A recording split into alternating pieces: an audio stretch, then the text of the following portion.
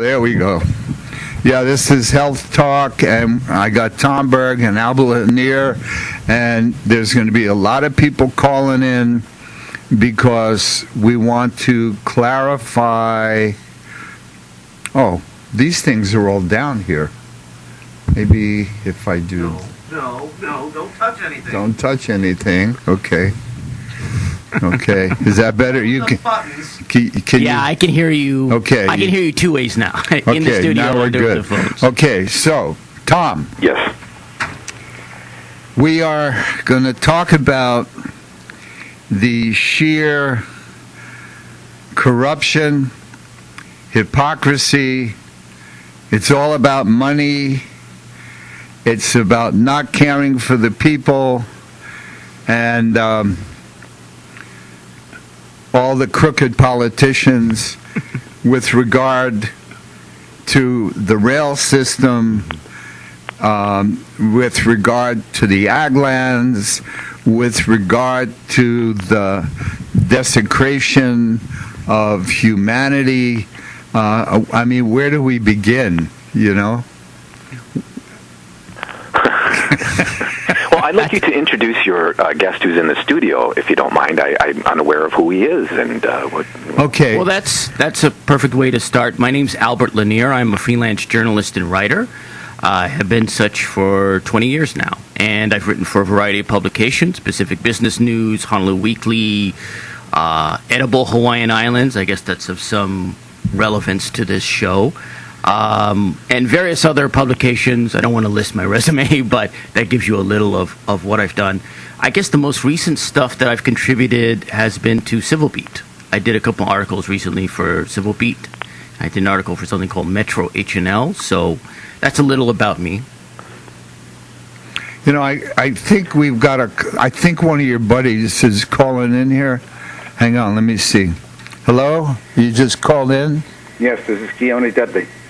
Okay, we're going to keep you on too. Wow. Yeah, so we'll all be here. It'll be a free for all. Yeah. Let me just preface this this travesty that we're all facing, and then Tom knows a lot more about it than I do. That's for sure. But the ag lands, the Ho'opili ag lands, are the primest ag lands in the state. In that, they are the only ag lands that produce 4 seasonal crops, 4 times. Most of them are 3. The Ho'opili is 4. But they don't care about that because that guy Horton, whoever he is, who bought that place, says, why do we need ag lands when we can put up 12,000 homes? That's absolutely ridiculous. Tell me about it. So now why, in my opinion, would anybody want to put up 12,000 homes? Well, number one, the kickbacks to all the politicians from the construction industry. That's number one. The state benefits from bringing in more property tax revenue. And the island becomes more congested because when you have 12,000 homes, you're going to have a lot of cars that are going to be on the road. So it's really Chaos Incorporated. That's what our government should be. Chaos Incorporated, you know. It's funny because my Twitter handle is Critic Incorporated, so that makes sense. That's what it should be. State of Hawaii, or in this case, maybe City County, Honolulu, Chaos Incorporated. Now, so Tom, why in the world would anybody in their right mind say, we don't need ag lands? Hell, I mean, I can see Monsanto saying that. You know, because they just create chemicals and they kill people. Yeah, it's too bad you're not here. I have a great T-shirt on. You would love it. It says Monsanto and Soylent Green, birds of a feather. Yeah, it's a great shirt. Well, I'm looking at it right now. If I can chime in, Hesh, yes, sir. Dr. Dudley is going to leave shortly. He has another engagement. So, as far as the farmland conversion impact rating, this has to do with litigation and whatnot. I think Dr. Dudley should hone in for the listeners exactly where we are with the Ho'opili land and the courts and whatnot. Okay. Okay. let's go first of all to the farmland conversion impact rating. That was the first obligation of the people building the rail, was to take a look at that farmland and see if there was any way that they could avoid putting the rail across the farmland. Then they had to go into this farmland impact conversion and rate it, and they had all kinds of questions that were really good questions, you know, and somebody at Parsons Brinkerhoff, a lady, just put down any answers that she wanted, and her rating was so low that they were allowed to put the rail through the property. Is she related to Ikaika Anderson in any way? No, but I bet she's related to a lot of people. Right. You know, and it was just crooked, because if they would have had, I think the points were that you had to get to 60 points, and if you were over 60, then you had to consider other routes for the train. And you know, we got that ORNL right of way just going right straight into town, huh? And rather than use that, which would have been really great, because it would have gone through Eva, and it would have had a big station there for all the people coming out of Eva Beach. But no, they lied. So we got 5. Really, politicians actually lie? Oh, Shock of shocks. Oh my I'm sorry, God! Tom. Well, I know Pinocchio lies. You got Pinocchio Anderson, you got Pinocchio Martin, you got Pinocchio Ige, and Pinocchio Caldwell. And Pinocchio himself is on the city council, isn't he? Yeah, he is. 2 of them. I think he's the chair. No. Yeah, he is. He is. I think he took Pinocchio Tom Martin. Berg's chair. I think he won that election. I think that was it. But Dr. Dudley brings up a good point, is that there were a total of 6. So you had 5 experts in the field of ag and industry and soil science, and they gave a criteria that was rational and within reason. All of a sudden, Dr. Dudley, you mentioned that it was a woman with Parsons. I thought we didn't know who signed the document. We couldn't read it. Oh no. And I could give you her name if I could remember it.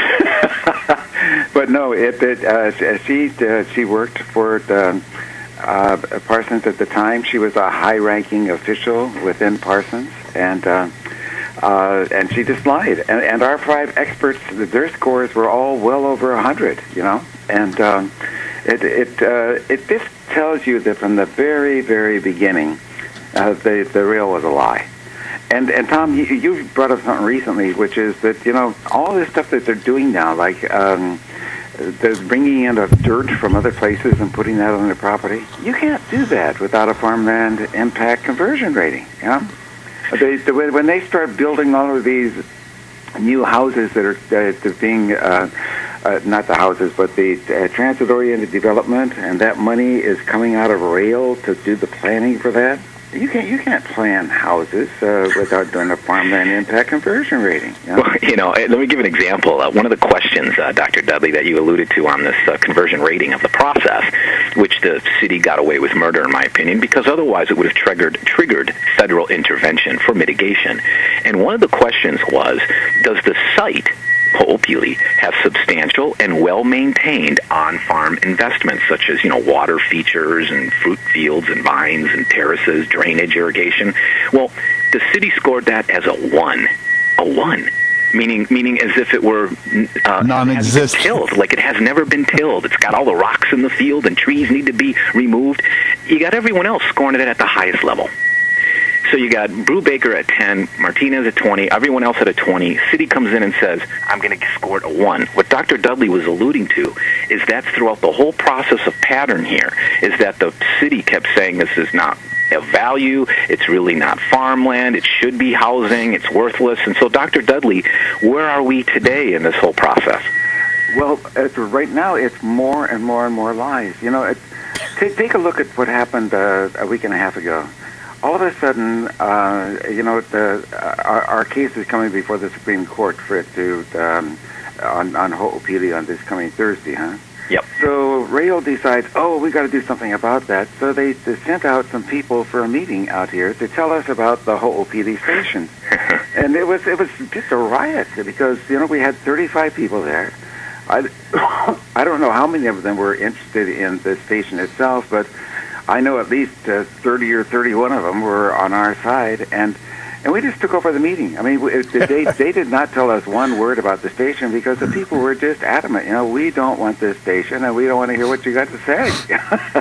Is it frivolous? Is it frivolous to be expending funds on a station at Ho'opili for the rail, whereby, in your court case, is successful, it's all for naught? That's right. It's such a waste of money. And this is just like Grabowski's does. I mean, he just rides. Oh, that's his name. Yeah. I thought his last name was Grab the Cash.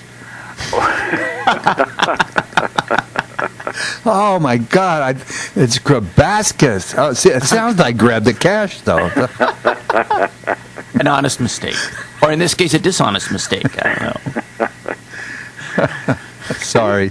He just, he will do absolutely anything, though. I mean, have you ever met anybody like him? I mean, it just blew me away that they were going to come out and then they gave the bids for it, and now they've got people who have given a bid saying, I'm going to pay so many, I'm going to build this for so many millions and millions and millions of dollars.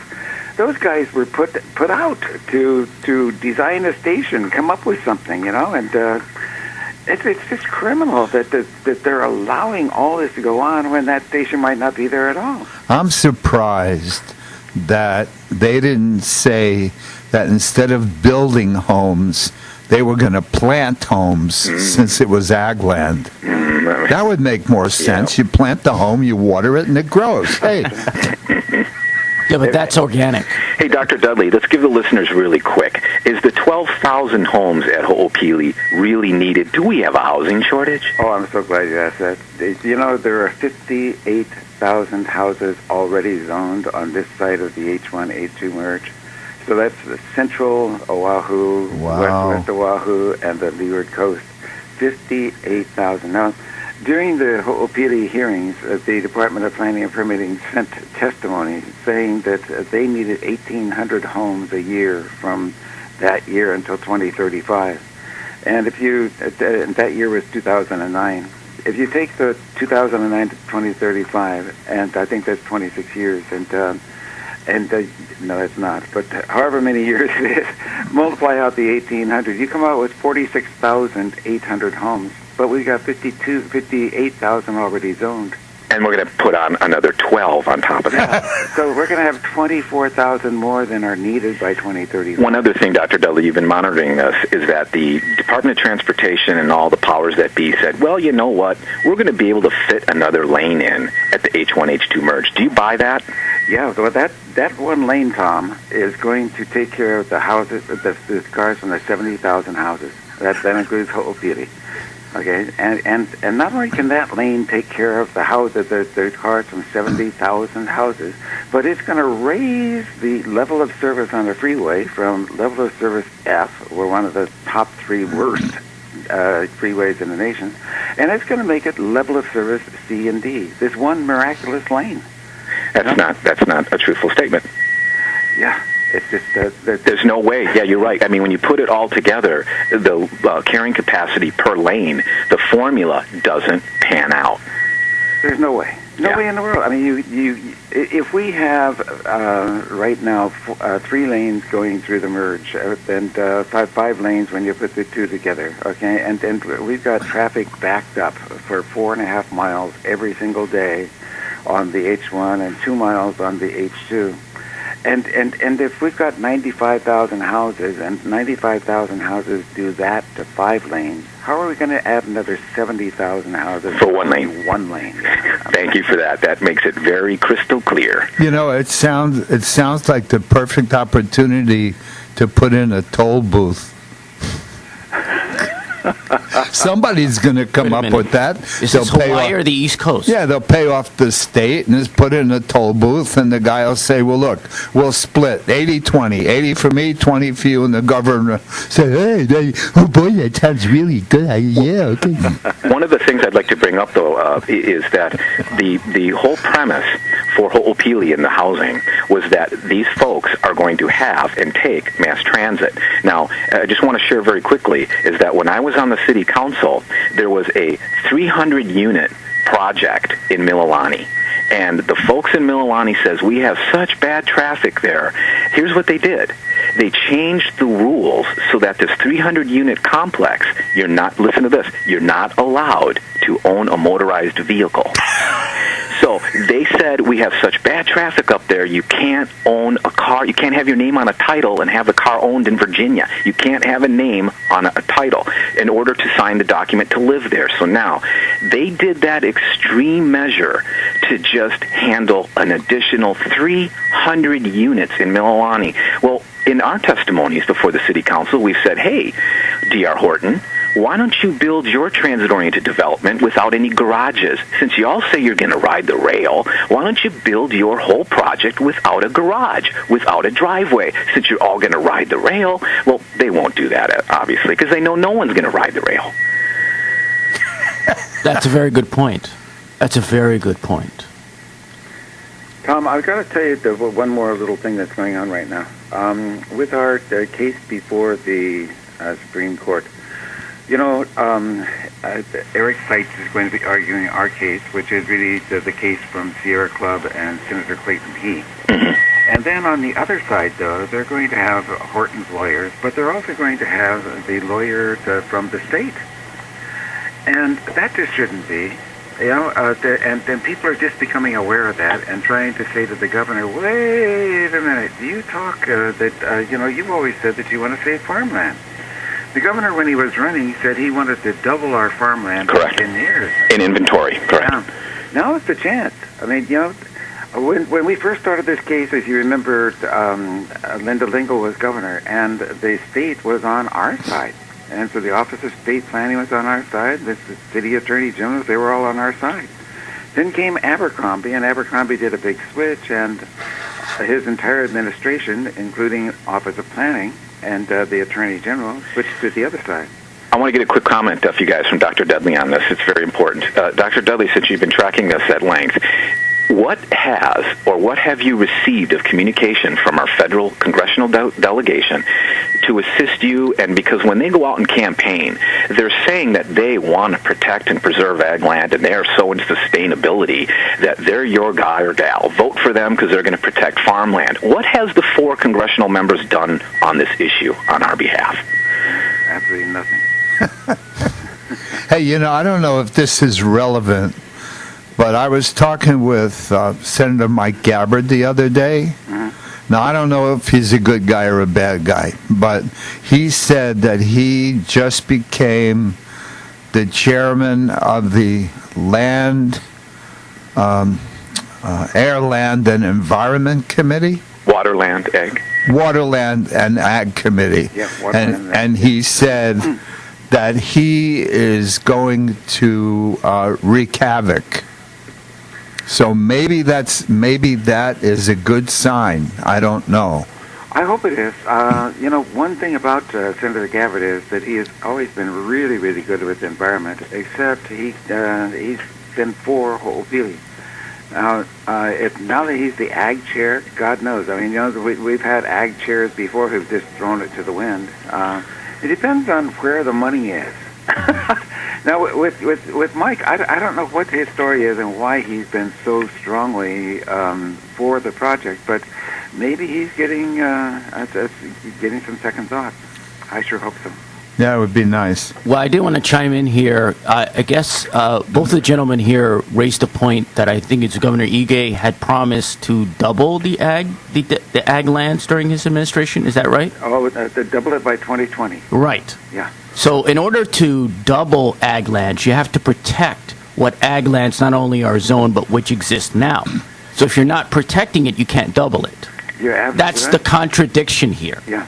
And that's one of the points that I wanted to make here is there needs to be a protection of these ag lands. It makes absolutely no sense to be building homes, to be building anything on perfectly valid, perfectly good ag lands on this island. So why can't ridiculous. So why can't we take those words and give them back to Ige?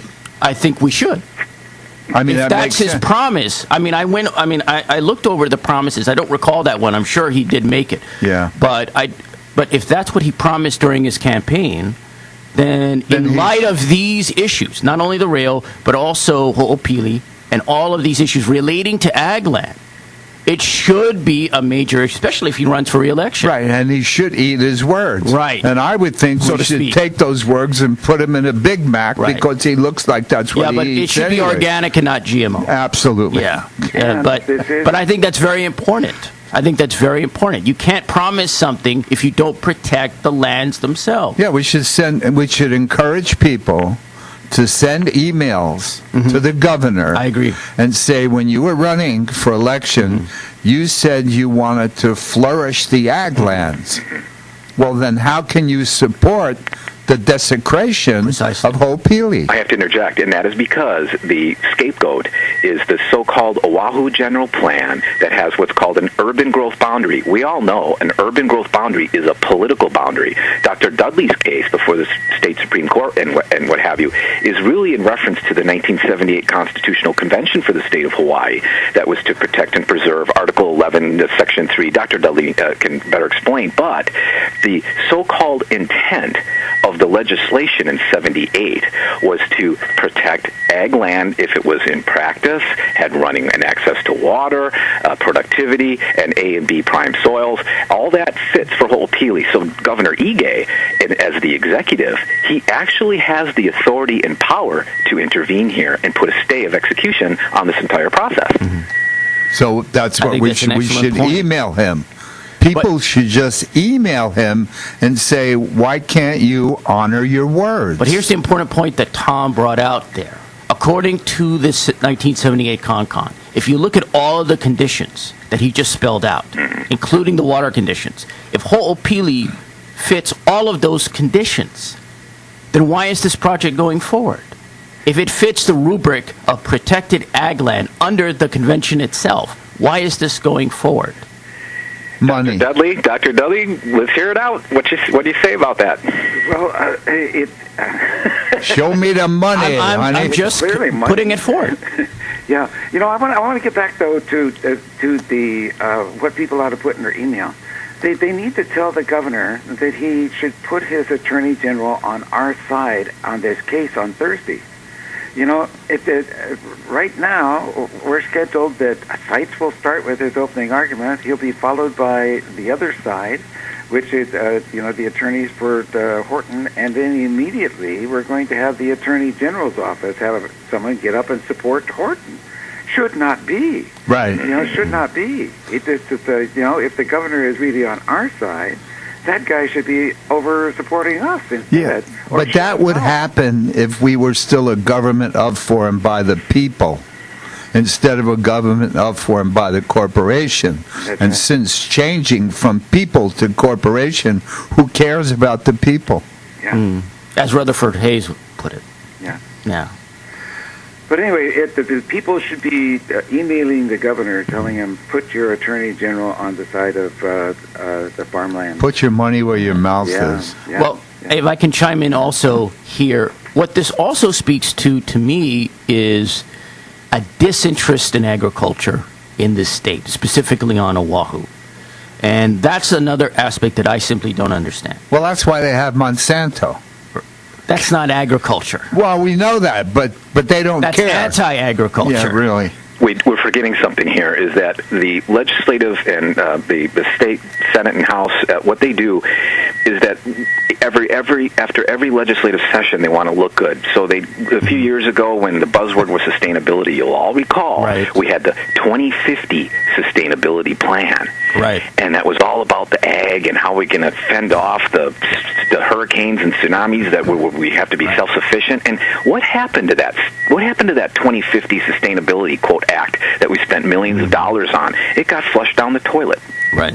Along with everything else. Right. See, the sustainability issue is a major issue because it makes no sense that in a state like this and in an island like this, where there are prime ag lands, that these lands are not being used either for farms, either to grow crops, and other kinds of goods, not only that can be used here foods that can be eaten by people here, but also sold to the mainland and elsewhere.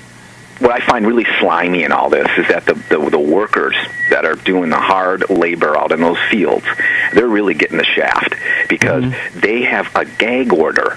The judges put it, they can't contest this and say, look, I'm making this XYZ living. I'm going to be relocated where we only get 2 crops a year instead of 4. We don't even know we're going to be successful or not. So a risk factor hasn't even been put into play for all these, quote, laborers. Well, that sounds about logical to me when you consider the nature of agricultural workers throughout the country. So that doesn't surprise me. I'm going to have to leave this conversation. It's great to talk with you. Thank you for calling, Dr. Dudley. Thanks for your insight. Appreciate that. Aloha. Thank you. Aloha. Yeah, it's crazy, you know. It never ends. It just blows my mind that people run for office. They want to get elected, and they encourage the people to vote for them. Right. And the people listen to their words, and they like their words, and they elect these people. And then once they're in office, the politician says, what do they know? I know better. Right. So I'll do it, and everything will be good, even if they have to go against the wishes of the people, because after all, they're the politicians, and they know better. We are the uneducated masses. Right. Well, here's what you got to understand about politicians and issues. Politicians use issues to get elected, and then the issues that are of interest to their special interest groups that have supported them, their pockets, right? Financial support are the ones that they care about. I'll give you an example. Ronald Reagan's a great example of that. You know, Ronald Reagan ran on a number of issues, including social issues like being anti-abortion and so forth. Right. Once he got into office, he didn't do jack about abortion. Right. He didn't do jack about the social issues. He admitted to a reporter that essentially, he told him... say what's good. Yeah. Do these issues matter to you? They're kind of important, but no, they're on the periphery. They're not important to what we're doing. Right. That's because he's in office. Right. His passion was anti-taxes. So he's going to deal with the issues that he cares about and the issues that his constituency, namely those wealthy backers of his, care about. And it's the same with politicians here in Hawaii or elsewhere. They're going to deal with the issues they, one, care about, and two, that their constituencies, which are the special interest groups, corporate types, they care about. Right. Other people who voted them in, those issues are relevant. And that's why, in this case, when you look at Governor Ige or whoever or whatever other politicians have made promises in regarding to ag lands here, and not only doubling them, right. To double them, you gotta preserve them. You can't double what you can't preserve. Right. It's logical. It's also ridiculous. You know, I had a very interesting experience, and Tom knows about this, with Pinocchio Anderson. When Pinocchio testified about... Ikaika Anderson. Wait. Make sure he can call in, 524-1080. Oh, yeah. Pinocchio, if you're listening, try not to get too close to the phone because your nose might break it. But the number is 524-1080 if you want to call in. But then that would increase the listenership to 3. Remember that, Tom? Well, you guys really call out people. I love it. Hey, why not? You guys really call them out, man. I'm telling you. I am one of the guys that kept fluoride out of our water supply. Thank goodness. And I did that by calling our dental chief, Mark Greer. I told him he should have been president of the Liars Club. And this was in front of 400 people. And then I said, I just opened up a defamation of character lawsuit. Is there a lawyer in the house? And if there is, I beg you, take the case. Because when we go to court, he will have to produce the toxicology report that he's talking about, which does not exist. And that's back since 2003, and there has not been a lawsuit. I've been on my share of podcasts and radio shows. I rarely do local ones, but you guys really just say it as it is, don't you? Yeah, why not? I mean, so let me tell you, and we got a caller, and we'll get to the caller in a minute. So Pinocchio said that he spoke with some people, especially a guy named Rogoff, at the Federal Transit Authority who told them that you can't change from steel on steel. So, because I don't believe liars, I contacted the FTA myself. And what they did was they sent me this whole thing of papers. Well, what it said in the papers was, if there is a format that has been specified within the particular political situation, you have to follow that. Which means that if our city charter, if the Honolulu City or County Charter, whatever it's called, specifies steel on steel, then we have to abide by that. Right, So if it's specified in... So Pinocchio was correct. But what he didn't reveal was the people, by voting for a resolution to change the format, and if that passed, the FTA would not withhold any money, and they would just continue it because we have the format outlined in our political document. That he did not pass on to anybody. Well, shock of shocks. I'm going to hone in on this and make it very simple. What Hesh just said is that if all the listeners who've been following this rail project, when the voters in November of 2008 had really an affirmation for steel wheel, it wasn't a choice, it was an affirmation. And so the affirmation to go with steel wheel in 2008, accordingly, Councilmember Anderson and then the others have all purported that we were locked in until we signed the full funding grant agreement, which was executed on December 19th, 4 years later in 2012. Now, when I was in the city council, I read all the documents, and it says if you want to change your scope of project, meaning this so-called steel wheel on steel rail, the numbers don't pan out, we can't afford it, can we exercise a review of another engine on the locomotive, so to speak? And the FDA says yes, everything says we can hold your hand, it will work out. When Councilmember Anderson, back in 2011, when this was going to go on the ballot for the people to say we don't want steel wheel, we want, let's say, magnetic levitation, urban maglev, for instance, or monorail, the Councilmember Anderson says if we give you, the public, the right to weigh in, we will have to forfeit and pay back everything they've given us. Now, what Hesh was saying is, hey, Councilmember Anderson, who told you that? So I've been going to City Hall every month, and I'm saying, hey, Councilmember Anderson, who told you? And I'm looking him in the eye, and I said, disclose your source. And he won't name, he won't disclose it because nobody he made it told up. him. Right. Hey, The fact that rail is steel on steel or steel wheel is ridiculous anyway, because when I was yeah, it's antiquated. interviewing the candidates for the 2008 election, especially the I think it was the city election for mayoral, the mayoral. Right. I was looking up the different kinds of rail different kinds of rail. Yes. And I think it's the maglev. Is that correct? Yes. The maglev. To me, that was if you're going to have rail, that was the best choice. I had read through all of these, and I said, why are they going with steel? Well, I knew why they were going with steel. The reason they're going steel on steel doing it, but go ahead. Is because steel on steel runs you in the billions. Precisely. Maglev runs you in the millions. Precisely. They're going to inflate can't it. pay off too many people too much money. They have to get all these bribes to these other guys, interests. there is another caller. I'm wondering if it's Pinocchio. Let's find out. 524-1080. Is this Pinocchio Anderson? No, unfortunately not. I'm Michelle Tomas, but if I was Pinocchio Anderson, I would be very upset. Well, if you were Pinocchio Anderson, I would think you kind of went through a if change he's Pinocchio, of who's operation. Geppetto? That's what I'm wondering. Really. It's pretty bad when my 10 and 11-year-old grandsons that testified before the city council think he's a douchebag.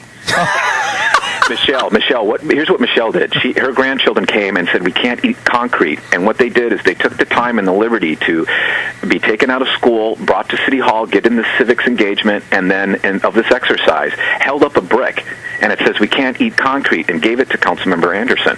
Oh, my God, I love it. And At least they gave it to him. They didn't throw it at him. Did he throw it back at him or what? He didn't even acknowledge. Actually, he got up and left at the second. I think it was the first one, even before we got up, because he'd heard us speak before. It doesn't surprise me. I have activist friends who they've been involved with helping the homeless and so forth. They can't stand Ikaika Anderson. Well, let's get back to Michelle the caller. What do you think of the foodstuffs that are being grown and all that stuff on Ho'opili land? Is that worthless? It's definitely not worthless because we actually make it a point to go out on Saturdays to the Loon Farms stand out there right outside the front entrance and buy our produce. Right. Wow. Right. So that'll be gone. Fresh. Well, It'll be gone. Not only that, but we Michelle and I we hooked up at the recent the Onion Fest that they had over at DR Ho'opili rather last month or so, and in that folks were coming and able to pick the beans, pick the corn, cut off the sunflowers and it was such a all ages, all folks involved, and we're going to lose that. And what Dr. Dudley was saying earlier, if you were still on, is that 40% of our vegetables and certain fruits are coming from that one quadrant, 1,500 acres for the entire county, and to omit and to throw away and discard that 40% goes against everything that we are as a state, right? Yeah, but I look at actually have people in the mainland that are following this, and they are just beyond shocked. Yeah. That's the point that I've been making. It makes absolutely no sense. Well, look at the good news. It's In crazy. about 20 years, you could have all kinds of garage sales. For what? Yeah, but that's another. Well, you man's could buy trash. couches and you could buy knickknacks and stuff like that. You'll starve, but you can at least Right. buy those knickknacks. No food. but I You can't can't- grow food, but you'll be able to buy knickknacks. Go ahead. And I can't eat knickknacks. Really? Precisely. Or bricks, for that matter. Yeah, but see, Yeah. that's where Monsanto comes in. And, Oh, my and let me just tell you something very interesting. I just read an article in the believe it or not, the Star Advertiser. Oh my God, it blew my mind out. They were Wow, actually print amazing. the article that the Veterans Administration has finally acknowledged that they are going to treat Air Force veterans who were subjected to Agent Orange in the Vietnam War with medical assistance. So my question is, if being sprayed with Agent Orange is a detriment to your health, and the active ingredient in Agent Orange is 2,4-D, why is it okay to spray 2,4-D on the cornfields in the contiguous United States, making it safe to eat? It's Can not. somebody answer that question for me? It's not.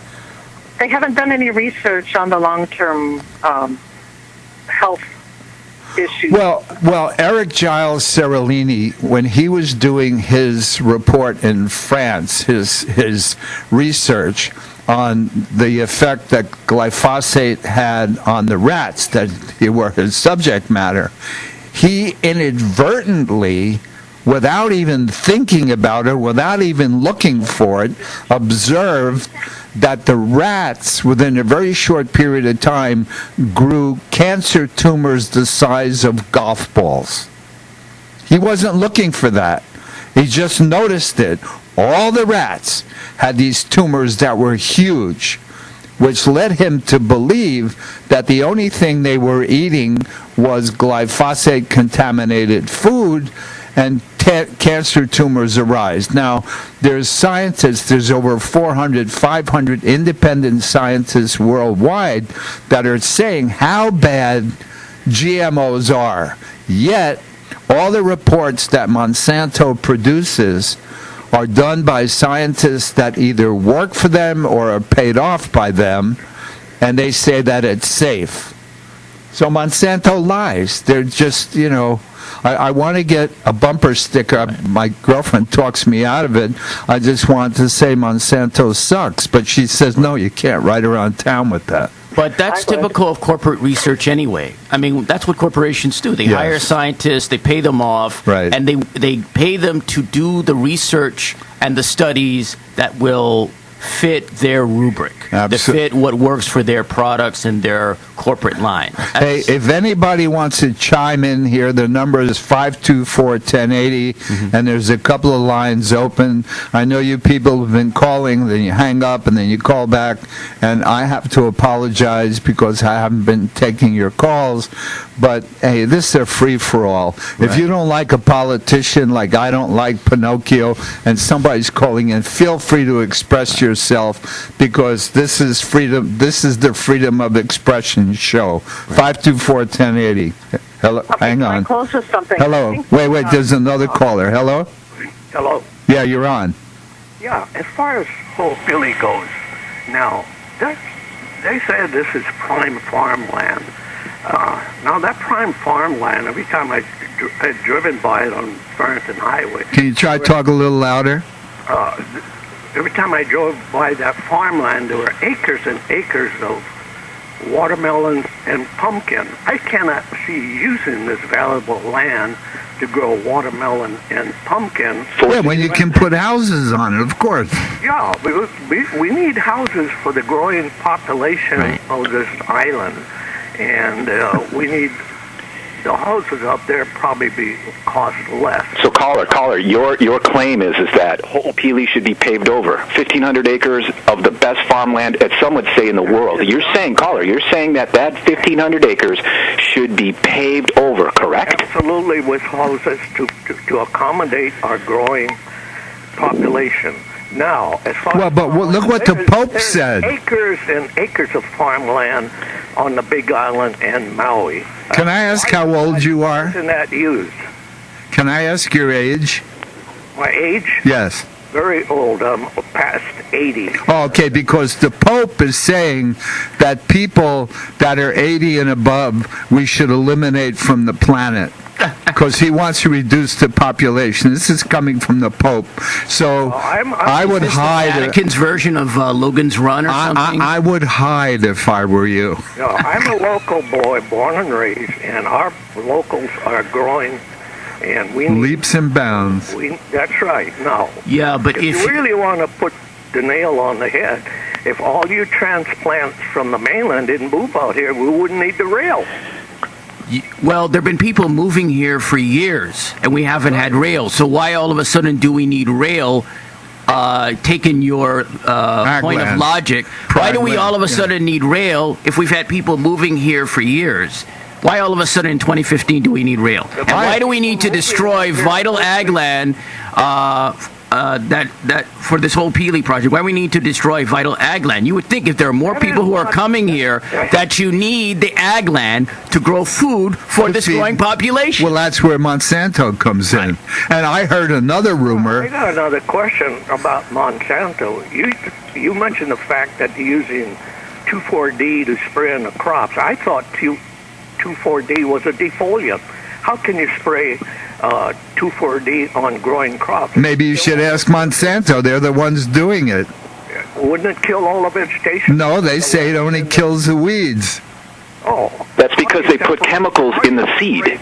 Right. It has to be chemical resistant. They put a chemical resistant substance in the corn seed that withstands being sprayed with 2,4-D, which you eat, which proliferates in your gut. See, that's really why Monsanto patents its seeds. It patents all of its seeds, and it patents that. And they don't want farmers or others using seeds that aren't Monsanto. You know who They're very particular about that. You know who I heard wants to come here, run for governor in the future? To Oahu? Yeah. Who? Caitlyn Jenner. Otherwise known as Bruce. Well, no. You mean the woman formerly known as Bruce? Yes. Okay. I have to be politically correct here. It's a difficult situation.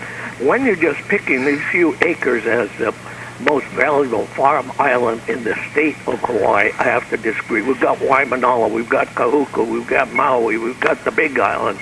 The thing is, you could grow enough crops on the Big Island. No, but if you listened before in this discussion, if you look at the lands upon which Ho'opili they tend to put Ho'opili on, and if you look at what Tom brought out about the 1978 convention, these lands fit all the categories that were brought out in that convention. And if they fit that rubric, then we should be not building houses on them. We should be protecting and sustaining them. And it's the only ag land that gives you 4 crops a year. Is Michelle still on the air? Yes, she is. Michelle, the caller, the elderly gentleman, I forgot his first name, but he's probably your neighbor. I'd like to hear you two duke it out. What do you got to say to that, Michelle? What do you think? Because here's my point I want to say is that Michelle and I had an understanding of thought, and that is if you know a fine wine, it grows in a certain valley.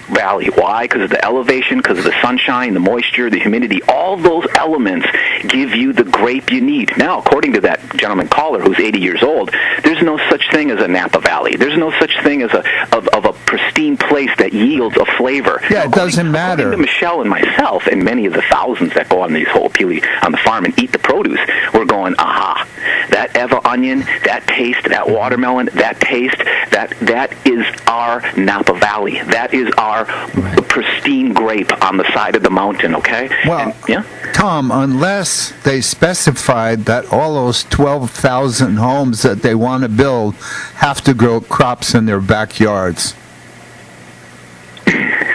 Because then... They won't do that. You know why? Because the rules are in those associations, they don't want to bring in rats. Nobody's allowed to grow food in a condominium association. The only way you can stop rats from coming into your home is to not let a politician come anywhere near you. Well, if you want to stop rats, don't elect them to office. That's the best way to stop rats. I want to hear Michelle's comment on it because she nailed it. Regarding the gentleman's comments, when you go out and you look at the land where they are planning, they're saying that they're going to rehome Loon Farms. It would take about 4 years for them even to get the first crop out. Then the other thing is the land actually where they are sending them is not fertile. So they would have to basically redo the soil all over just to be able to produce the crop. And they'd be lucky to get two crops a year. Not be as good as Ho'opili, because where Ho'opili sets right now is the most perfect ag land because of the sunshine, the rain it gets, the lower elevation. That's why it's prime ag land. Why not put the homes on the dry, arid land without water, with crappy soil? Wouldn't that make more sense to the elderly caller? I have a theory on that. I think they're only after the view. After the what? The view from Ho'opili. I really believe that. That's an interesting point. Every single day. I think our caller is back. Let's see. Hello? Okay. Hello? You're on the... Hello? I heard you mention onions. Now, why? You don't like onions? Onions. I prefer Maui onions over Eva onions any day of the year. Yeah, but... they grow beautiful onions in Maui. So what does that got to do with the point? Your preference has nothing to do with the logic of the point. That's just your preference. It's nothing to do with the sustainability of agriculture. That's kind of like saying I don't want to go into Waikiki because I don't like Waikiki. That doesn't mean that I'm against the tourist industry. I don't believe people should stay in hotels in Waikiki. So your personal preferences have nothing to do with the point. I think he was making a joke. I'm making a point about this valuable piece of ag land. That was all former sugarcane land. Yeah. And what's your point? And then it was converted. If any of you have been here long enough, I was born here. And I was born and raised here too. All of Eva Beach is sugarcane land. All of that area there was sugarcane land. Yeah, so what's the point? And the point is we have valuable land up in Waiawa that's nothing's growing there that is former pineapple land. Why not use that land? Because of all the heptachlor that's still in the soil. Right. Oh, and it also takes a different kind of soil to grow pineapples than it does. That's right. That's right. That's absolutely correct. There's that soil at Ho'opili grows certain crops at 4 seasons a year. That is for a business venture, a worthwhile endeavor, is it not? Isn't that something we... Well, that was the point that I tried to make earlier is about farms. I tried to make that point earlier is that what we need to do with these ag lands is we need to convert some of these ag lands, in fact, a good amount of them, to farms. And to have these farms grow crops that can only be used here in Hawaii. Not seeds. Not seeds. Food source. But I'm saying it can. You can. There is a commercial viability there. You can turn that into farms, and you can turn that into crops that can be not only sold here and foods and so forth that can be sold here, but also on the mainland. But you gotta sustain it. You gotta protect it first. If you don't sustain and protect it, it's meaningless. It's worthless. Well, I want to ask the caller again, the gentleman, if the opportunity to build 12,000 homes, not on Ho'opili, but in a valley that can't grow food, would the caller agree to that premise that instead of using the farmland, go ahead and build up in the valley somewhere, or are you working for D.R. Horton? Wow. They're developing a large residential area off H2, and that is unused land. It's hilly. It's not. It will not accommodate farming. That's a good place to develop some residential area. Why don't we do that then? Well, we are doing it. The city and county just passed the approval to start building homes in that particular area on the Diamond Head. So besides the 58,000 already permitted, the 12,000 more to come on in Ho'opili, you're saying we're going to get thousands of more up there. Hey, great. My question is we have valuable acres that we can build houses. It'll be right next to the university. It's right next to the second city, which is new buildings are coming up, new businesses, new court buildings. People can live in the Ho'opili area and bicycle to work. Hey, I got an idea. Can I propose something? I'm going to ask you a question. Why don't they take all that land in the back of Aina, and why don't they put the 12,000 homes back there and then build a tunnel from Aina to Waimanalo, put in a superstructure freeway so we don't have bumper to bumper, and turn what we've got into the East Coast? I think that would solve all the problems. Mm-hmm. Give me a break, Phil. I don't know where you're from, but I'm from the East Coast. Can't you tell? Hey, I'm a Newark boy. What do you expect, man? Right. Yeah, New York has trains, tunnels, subways. They have all types of mass transportation to accommodate people. And because more and more people are leaving here, we need one form of mass transportation. We already have a form of mass transportation. Why don't we use hovercrafts? We have a form of mass transportation. It's called a bus. That's a form of mass transportation. The bus is not, we don't need a rail system. You know, I live in Ella Beach. I worked in downtown. I've been waiting. It's too late. I've been waiting for the train where I could park my car at Westlock. Right, it is too late in this case. Go to my office in downtown and look down at the people driving their cars. And I could have done that for 20 years of work downtown. Think of the gas I would have saved, the wear and tear of my car. Well, that's, so what? It's one of the joys associated with living in Hawaii. It's a what if. You can't spend time thinking about what could have happened. You have to deal with what coulda, woulda, shoulda. Yeah. Well, because of political exigencies, the rail could have been built in the 60s until Reen Manshow killed it. That was in the 60s. That was the 90s. Yeah, and they also... That was in the 60s. First of all, you're inaccurate. That was in the 60s. That was the 90s. And they also could have desalinated the water supply, right. And there would never be a problem. But, of course, they didn't do that either. The travesty in all this, is that... I used to do research at the water supply. Do you know what the Heisenberg principle is? Yes.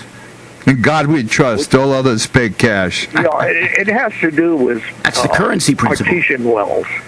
But as far as water is concerned, we have unlimited supplies of water just off the beaches. Drink the ocean, yeah? Yeah, we should have desalinated the water supply. Yeah. That would have solved so many problems. We have no shortage of water. If you want to talk about shortage of water, talk about Kaka'ako with those hundreds of condos going up there that will be sucking up. Yeah, I see the state bird has proliferated again. The crane is all over the place. And of course, they'll have to force the homeless out of Kaka'ako. All the sewage goes to Sand Island Treatment Plant and Honolulu. Yeah, but here's the thing that I notice about what you're bringing up. a lot of it seems to be predicated on simply your point of view. I don't see any logical argumentation coming from you. I don't see any logical discussion coming from you. This is my view. Oh, if the rail had been built, I wouldn't have had to drive from Eva into town. I don't think the ag lands are that pristine and that important. It's opinion. Well, he's 80 years old, and he hasn't had his property taxes double to pay for this rail. So I hope he's alive for the next 40 years so that he can watch his property taxes skyrocket. And then when he needs a lifeguard, there ain't no lifeguard anymore. No, all he needs when they see the services diminish. No, all he needs is a prostate examination. He'll be good. Can I make one more point about the rail before I get off? Sure. Obviously, all the discussion about rail is everybody seems to agree we need rail. No, everyone does not agree that we need rail. I don't agree with that. That's ridiculous. The discussion is, you're not listening. The discussion is maybe we should have magnetic, or maybe we should have rubber tire, but we decided on steel. So there's many people who want rail. What the form of rail? And there are many people who do not want rail. I don't know what to say. It's not everyone wants rail. It's obvious. Those who don't want it don't live in the areas that will use it. Tom, what do you think about that? I have to chime in on this. Yeah. When I was in the city council in 2012, I got a letter from Toru Hamayasu. And I said, I can't swallow or fathom these lies of yours that the so-called magnetic levitation was dismissed because it was proprietary and only Japan has the technology. And I says, well, gosh, they just had a symposium in South Korea. They got maglev. They're building it in Leningrad. They're building it in Rio de Janeiro. They have it all over China now. It's going in South Korea. Maglev is the transportation of the future. Why? Because it ties in with lasers, with the military, and that kind of complex. I don't know what your education is, but those places you're talking about, millions of people that live in the city. We have basically a little over 1 million people, and only a small portion of them. Well, that's my point. And that's an excellent reason why we shouldn't have rail, because we don't have the population that would need it and that would serve it. Hey, can I give you guys some good news or bad news, depending upon how you look at it? George Harrison, when he started singing, gave us 4 more minutes to be on the air, which is now down to 2 minutes. We got 2 minutes and we got to go. Then it's over. So if you guys want to wrap up and just put in some... I do. I want to say this, is that I want your listeners to know, to follow the city of Miami in Florida. They're building maglev right now, fully elevated, 13 miles, 8 stations. Listen to this, for $400 million. Time of completion, 2 years to construct. And what are we in so far? $4 billion? That's why the world... Probably 5 by the time it's done. The world is scrapping their steel wheel, and they're all building maglev around the planet. And here we are building an outdated, obsolete, noisy behemoth. I know. Precisely. Michelle, any last words, Michelle? Yes. This is from my grandsons to everybody. Eat bricks. We can't eat concrete, they said. Yeah. What did he say? We can't eat concrete. We can't eat concrete. And Absolutely, we cannot eat concrete. Guys, I got 30 seconds, so I'm going to say thank you for being here. Thank you for the show. It was dynamite. I only hope that the people will get active and do what they have to do, and that is re-elect none of them. Right. Thank you for having me. All right, guys. It's great to be here. Mahalo. Aloha. Bye-bye. Well, that's it, guys. Another week and another travesty, and hopefully it'll all work itself out. Catch you all next week. Aloha.